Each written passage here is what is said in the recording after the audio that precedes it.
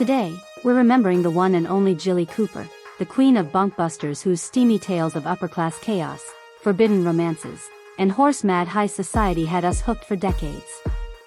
Her unexpected passing on October 5, 2025, at age 88, has left fans gutted, but we're here to celebrate her legendary life with all the color and cheek she brought to every page. We're covering everything: the shocking details of her cause of death, her husband and the loves that defined her age, family and kids, net worth, lifestyle, and a full biography that takes you from her Essex childhood to the glittering world of Rutshire.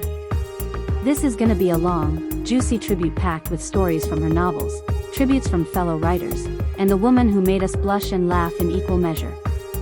Whether you're a die-hard Rutshire fan, devoured Rivals on Disney+, or just love a good scandalous read, grab a glass of fizz, get comfy, and let's raise a toast to Dame Jilly Cooper. Here we go. Let's start from the beginning with Jilly's biography, because her story is a riotous romp through mid-20th century Britain, full of posh parties, cheeky columns, and that signature blend of naughtiness and insight that turned her into a national treasure.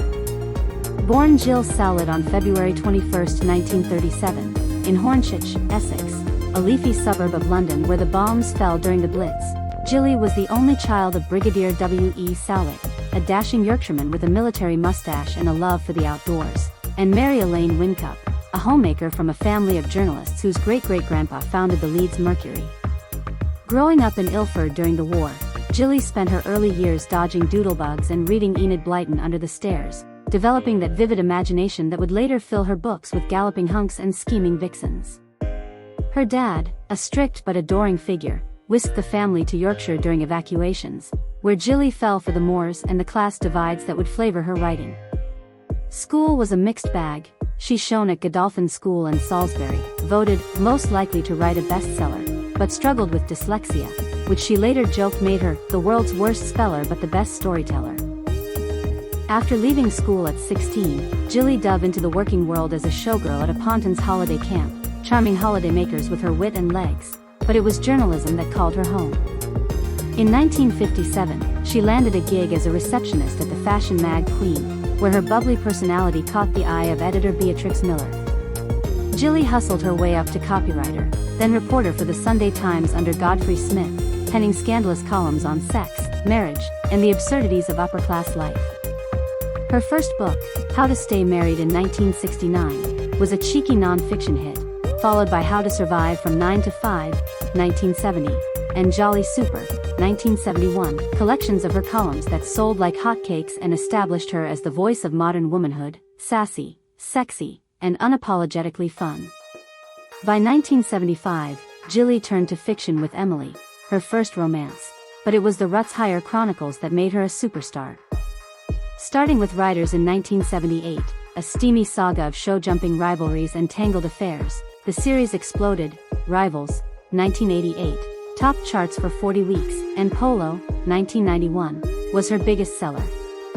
Jilly's world of Rutshire, that fictional Cotswolds county teeming with tops, horses, and horizontal tango, was her playground, blending sharp social satire with enough spice to make Jane Austen blush. She wrote 18 novels in the series, plus kids' books like Little Mabel and non-fiction gems like Class, 1979, selling over 11 million copies in the UK alone. In 2024, at 87, she was made a dame for services to literature and charity, and Rivals hit Disney Plus as a smash series with Aidan Turner as Rupert Campbell-Black. Jilly's life was a bunkbuster itself: wild loves, wild horses, and a wit that conquered the world. Fans on X are sharing, Jilly at 88 wrote the book on living large, her stories will ride on forever. Now, the part that's got us all reeling, Jilly Cooper's cause of death. Dame Jilly passed away suddenly on the morning of October 5, 2025, at the age of 88, following a fall at her home in the Cotswolds. Her agent at Curtis Brown confirmed the news in a statement that hit like a plot twist. It is with great sadness that we announce the death of Dame Jilly Cooper, DBE, who died on Sunday morning after a fall, at the age of 88. Her children, Felix and Emily, echoed the shock, saying, "Her unexpected death has come as a complete shock. We are so proud of everything she achieved in her life and can't begin to imagine life without her infectious smile and laughter all around us." Jilly had been in good spirits just weeks earlier, attending a book signing in London and tweeting about her love for the new Rivals Season 2 cast. No prior health scares were public. She was the picture of robust energy, riding horses and sipping gin till the end. The fall happened at her Gloucestershire Manor, Great Pax Hill, where she'd lived since 1982, and paramedics couldn't revive her. A private family funeral is planned, with a public Thanksgiving service at Southwark Cathedral in the coming months. Tributes flooded in. Queen Camilla, a longtime pal, called her a national treasure whose wit and warmth lit up every room, and David Cameron said, "Jilly's books made us laugh, blush, and think, a one-woman revolution." X is ablaze with love. Posts like, "Jilly's fall took her too quick, but her words will gallop on," sharing writers' quotes and Rutshire fan art.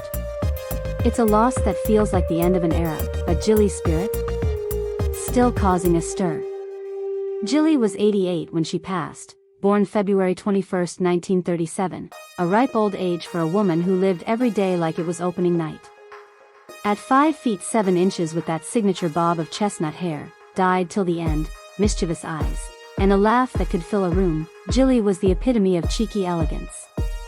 Even in her 80s, she was a force, galloping on her horses, sipping champagne at book launches, and flirting with interviewers like it was 1975. Turning 88 in February 2025, she joked in a Tatler profile, "I'm not old, darling, I'm vintage." Fans on X remembered, 88 years of bunkbuster brilliance, Jilly was timeless sass. Husband? Jilly's love life was as colorful as her novels, one marriage that lasted 52 years, full of passion, pain, and that upper-class drama she wrote so well. She wed Leo Cooper, a dashing publisher of military history books, on December 27, 1961, after a whirlwind courtship that started when she was 11 and he was 14 at a Yorkshire garden party. Leo, born in 1934 from a Long Preston family of publishers, proposed on their second date when Jilly was 24. "Will you marry me and make me laugh for the rest of my life?" And she said yes, sealing it with a kiss under the stars. Their wedding was a low-key affair in Chelsea Register office, with Jilly in a simple white dress and Leo in his uniform, followed by a reception at the Cooper family home. It was a match made in heaven. Leo's dry wit complemented Jilly's bubbly chaos, and he published her early works through his Leo Cooper Limited.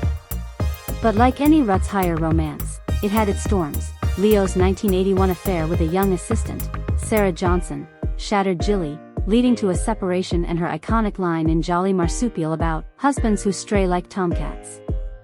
They reconciled in 1982, stronger for it, and Leo became her biggest champion, editing her manuscripts and cheering her bestsellers. He passed in 2013 from Parkinson's at 78, leaving Jilly to say, "Leo was my rock. Without him, I'd have been a ship without a rudder." No other husbands, Jilly embraced widowhood with grace, flirting shamelessly but staying true to his memory. Fans on X said, Jilly and Leo's 52 years were bunkbuster gold, love with all the spice. Kids.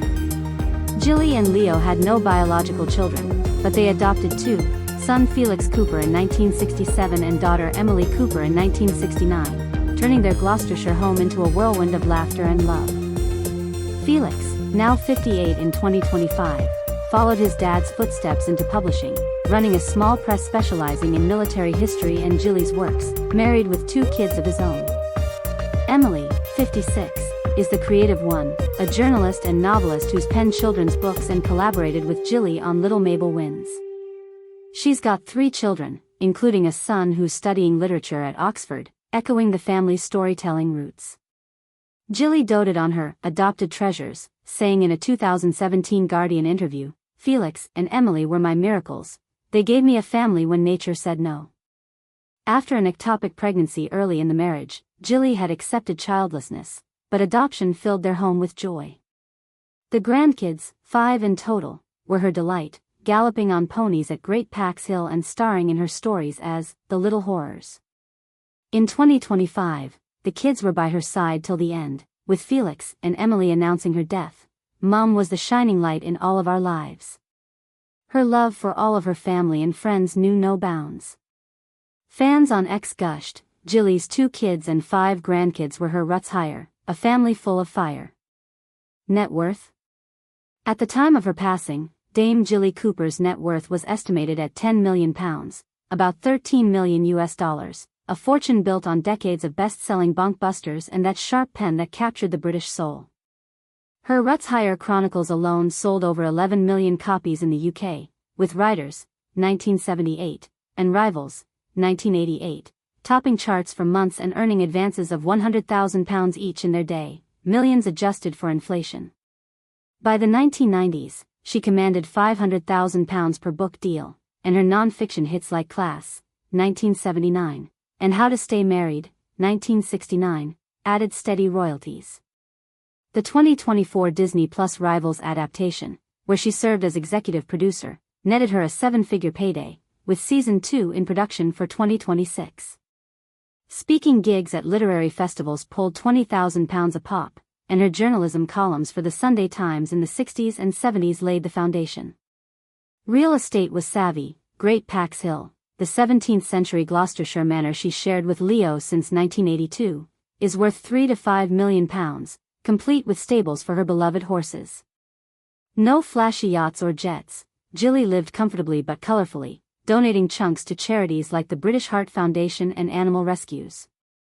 Fans on X reflected, Jilly's £10 million was from wit and words, a fortune in fun. Lifestyle? Jilly's life was a bunkbuster in motion, glamorous, gossipy, and gloriously unfiltered, centered in the Cotswolds where she'd gallop through fields on her horses and sip gin with the locals. At 5 feet 7 inches with that bob of chestnut hair, tinted till the end, sparkling eyes, and a laugh that could fill a marquee, she was the picture of cheeky vitality even at 88.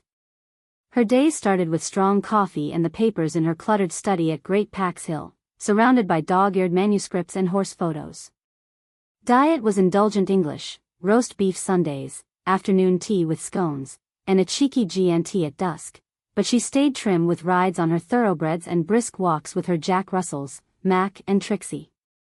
Style was her playground, tweed jackets for hunts, silk scarves for lunches, always with a splash of red lipstick and that signature brooch from Leo. She drove a Land Rover Defender, $60,000, 4 muddy lanes and a classic Jaguar E-Type, $150,000, for village jaunts. Socially, she was the queen bee, gin-soaked lunches with old flames like Andrew Parker Bowles, the real-life Rupert Campbell-Black, tea with Queen Camilla, her BFF since the 70s, and book launches where she'd flirt with everyone from David Cameron to aspiring authors. Hobbies included breeding Labradors, she had a litter in 2024, gardening prize dahlias, and scribbling notes for her next Rutshire romp. In 2025, at 88, she was still vibrant, riding side saddle at badminton horse trials in May and teasing Mount. Book 2. Fans on X said, Jilly's lifestyle was pure joy, horses, husbands, and high spirits till the end. Challenges? Jilly's life had its plot twists. A 1961 ectopic pregnancy left her childless, a blow she turned into Imogen, 1978, and Leo's 1981 affair crushed her, but she rebuilt with Rivals. Dyslexia dogged her writing, but she dictated to assistants. The 2024 Rivals adaptation stirred nerves. She worried it wouldn't capture Rutshire's magic, but it was a smash. X posts after her death captured it, saying, Jilly turned heartaches into hits, a writer's warrior.